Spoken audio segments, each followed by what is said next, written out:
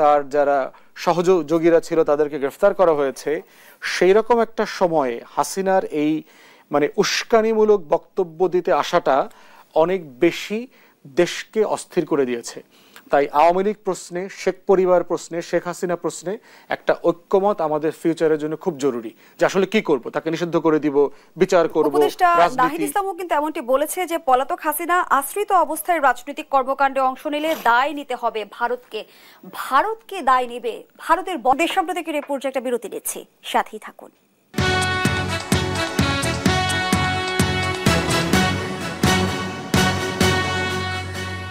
ফিরে এলাম, আপনারা দেখছেন দেশ টেলিভিশনের নিয়মিত আয়োজন দেশ সাম্প্রতিক। নিবেদন করছে RIL angle channel and square বার। আমরা আবারও ফিরছি অতিথির কাছে। ব্যারিস্টার আসাদুজ্জামান, যে প্রতিবেশী রাষ্ট্রের সাথে সে আসলে ভালো সম্পর্ক চায় কিনা। ভারতের ৭৭ বছরের ইতিহাসে আমরা দেখেছি যে স্যাডলি তার সাথে কোনো প্রতিবেশীর সম্পর্ক ভালো না। একমাত্র ভালো সম্পর্ক ছিল হচ্ছে বাংলাদেশের সাথে, এবং সেটাও গত ২৪-এর গণ অভ্যুত্থানের পরে সেটা নাই হয়ে গেছে। এখন এই সিচুয়েশনে ভারতকে সিদ্ধান্ত নিতে হবে যে তার প্রতিবেশী রাষ্ট্রের সাথে সে সম্পর্ক কি আবার নতুন করে বিবেচনা করবে, তার ভুল স্বীকারের জায়গা থেকে সে শিক্ষা নেবে, না সে আসলে এই হস্টিলিটি জারি রাখবে। জারি রাখলে যেটা হবে যে ভারত যে রিজিওনাল সুপার পাওয়ার হওয়ার আকাঙ্ক্ষা দেখতে পাচ্ছে, আশা করছে, সেই আকাঙ্ক্ষাতে আসলে গুড়েবালি হবে। কারণ আঞ্চলিক পরাশক্তি হবার জন্য যে তার ন্যূনতম প্রতিবেশীদের কাছে তার যে গ্রহণযোগ্যতা থাকার কথা ছিল সেটা আসলে নাই। এই জন্য ভারত আসলে রাষ্ট্র হিসেবে যে ভেঙে যাচ্ছে নিজের ভিতর থেকে, এবং সে নিজে যে ক্র্যাক করতেছে একের পর এক, এবং তার অর্থনীতির অবস্থা দেখেন, খুবই খারাপ অবস্থা, তার ভঙ্গুর অর্থনীতির অবস্থা। আমেরিকার সাথে তার সম্পর্ক ভালো না, হাজার হাজার ইন্ডিয়ানদেরকে তার সে ট্রাম্প তাড়িয়ে দিচ্ছে। এরপরে হচ্ছে আপনার এই শুধু বাংলাদেশটা তো ক্যান্সেল করে নাই, সারা দুনিয়ারটা করেছে, ভারতেরটাও করেছে ট্রাম্প। কিন্তু ব্যারিস্টার ফুয়াদ, যেখানে ব্যারিস্টার ফুয়াদ আপনি নিশ্চয়ই অবগত আছেন, আজ প্রধান উপদেষ্টা দেশ সম্প্রতিক রিপোর্ট যে আবারও বিরতিতে যাচ্ছি, সাথেই থাকুন।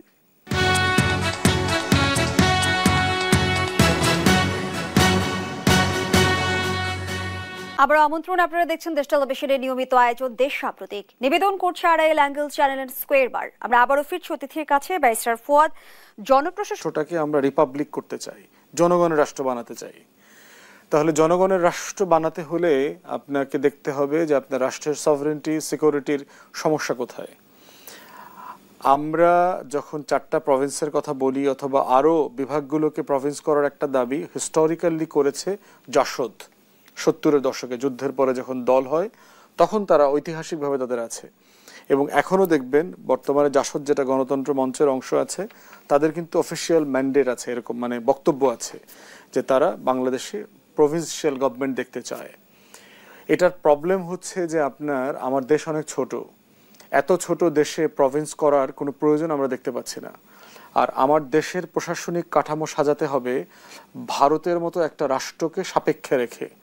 কারণ যেই রাষ্ট্র আমার স্বাধীনতা, সার্বভৌমত্ব, আমার সীমান্তকে ন্যূনতম শ্রদ্ধা সম্মান করে না, সেই রাষ্ট্র সাপেক্ষে আমি প্রভিন্স করার আইডিয়া নিতে পারি না।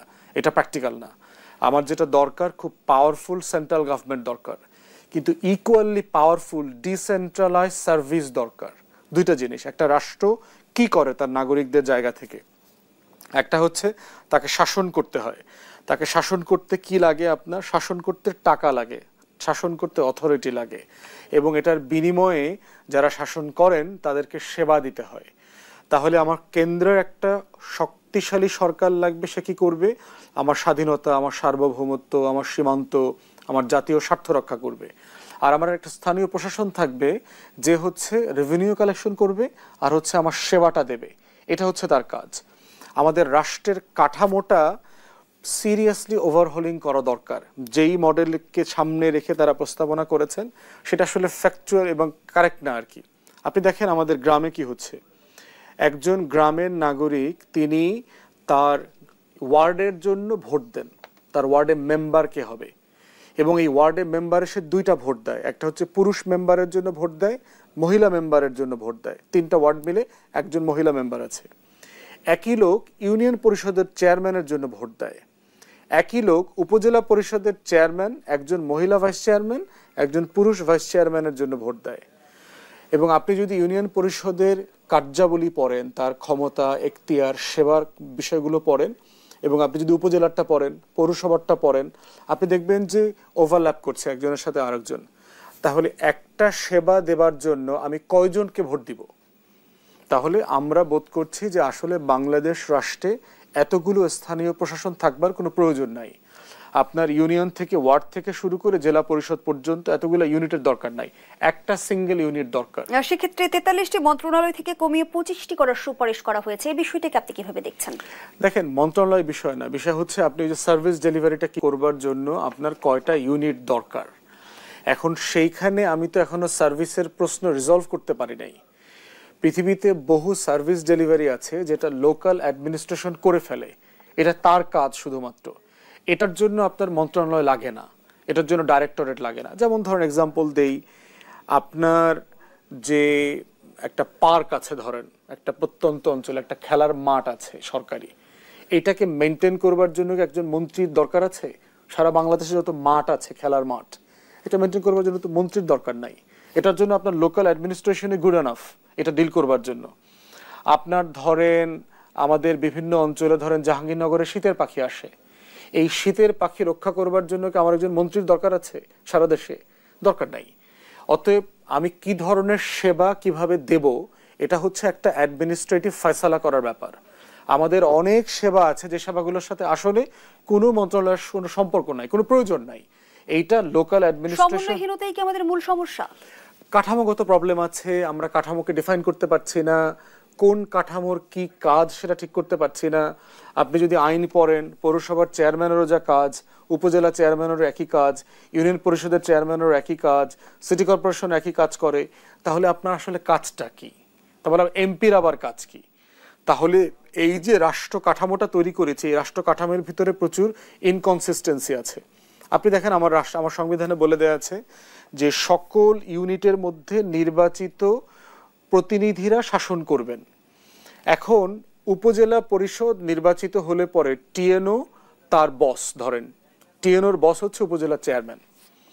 এখন ডিসির বস কে? ডিসির উপরে আমার নির্বাচিত প্রতিনিধি কে? কারণ একটা জেলাতে তো অনেকজন এমপি থাকে, 3 জন 4 জন 6 জন 9 জন এমপি থাকে, তাহলে কোন এমপি তার বস? তাহলে টেকনিক্যালি আপনার একটা মডেল আছে যে ডিসিএসপি আছে, কিন্তু তার কোনো নির্বাচিত বস নাই। তাহলে ব্রিটিশরা কেন এটা করেছে? ব্রিটিশরা করেছে কলোনিয়াল রুলের জন্য, যে ডিসি ইংলিশম্যান থাকবে, সাদা মানুষটা থাকবে, এসপি সাদা মানুষটা থাকবে, বিভাগীয় তারপর যে কমিশনার আছেন তিনি সাদা মানুষ থাকবেন, আর বাকিরা হচ্ছে এখানকার প্রজারা থাকবেন দায়িত্বে, জমিদাররা, তারপরে হচ্ছে যারা ট্যাক্স কালেকশন করেন, পাইক পেয়াদারা আছে, লাঠিয়াল বাহিনী আছে, এরা থাকবেন। তাহলে আমার কাঠামোটা তো রিপাবলিক কাঠামোটা হয় নাই এখনো, আমার কাঠামোতে প্রচুর ইনকনসিস্টেন্সি আছে। আমার এত ইউনিট আসলে দরকার নাই। আপনি সেন্ট্রাল গভর্নমেন্ট রাখেন আর একটা ইউনিট রাখেন। আমরা দেখেছি হিসাব করে, যদি আপনি 50,000 নাগরিকের সেবা কেন্দ্র তৈরি করতে চান একটা, তাহলে আপনার প্রায় 5,000 ইউনিট দরকার, আমার 5 থেকে 5,500 ইউনিট দরকার। এই 5,000 ইউনিটের মাধ্যমে আপনি ডিসেন্ট্রালাইজ ফরম্যাটে সেবা প্রদান করবেন। আপনার এত উপজেলা পরিষদ, জেলা পরিষদ, ইউনিয়ন, পৌরসভা, সিটি কর্পোরেশন, এত ইউনিট আপনার আসলে দরকার নাই। নির্বাচন করতে তো টাকা খরচ হয়। 5টা ইউনিটে আপনি নির্বাচন করার যে খরচ আর একটা ইউনিটে নির্বাচন করার খরচ তো একরকম না। তাহলে এই যে সমন্বয়হীনতা, কে কি কাজ করবে, সার্ভিস ডেলিভারি, অ্যাকাউন্টেবিলিটি, সবকিছু নষ্ট হচ্ছে।